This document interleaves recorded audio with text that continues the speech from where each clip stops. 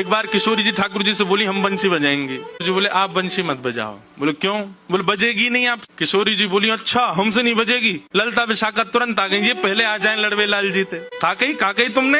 बोले मैं यूं कह रहा हूँ कि हमारी श्यामाजू बंसी ना बजा पाएंगी। अच्छा हमारी लाडली जू जब चले ना तो उनके पामन की नूपुर उनकी ध्वनि पे राग रागनी वारे वारे जामे, और तुम यूं कह रहे हो हमारी लाडली जी बंसी ना बजा पाएंगी।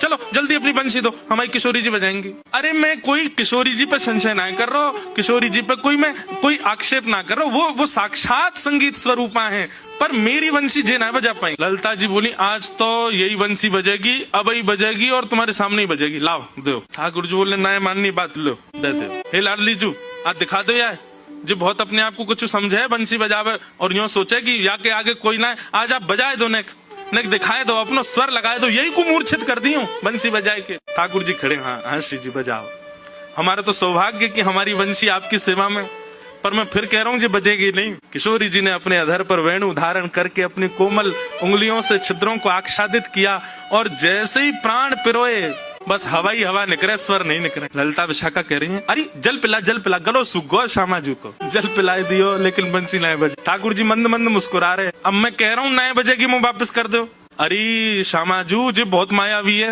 ये अपनी माया ते कछू कर सके, याने जरूर बंसी बांध दी होगी, याने बंसी को टोना टोटका करके बाकी स्वर सबरे अंतर ध्यान कर दिए, नहीं तो हमारी श्यामाजू कोई स्वर को कोई संगीत के वाद्य को स्पर्श कर दे, अरे स्पर्श मात्र से बजन लगे, ये बंसी क्यों ना बज रही है।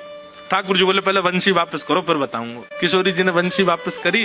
ठाकुर जी बोले अच्छा एक बात बताओ, आप वंशी को वादन करते समय मन में कौन को चिंतन कर रही?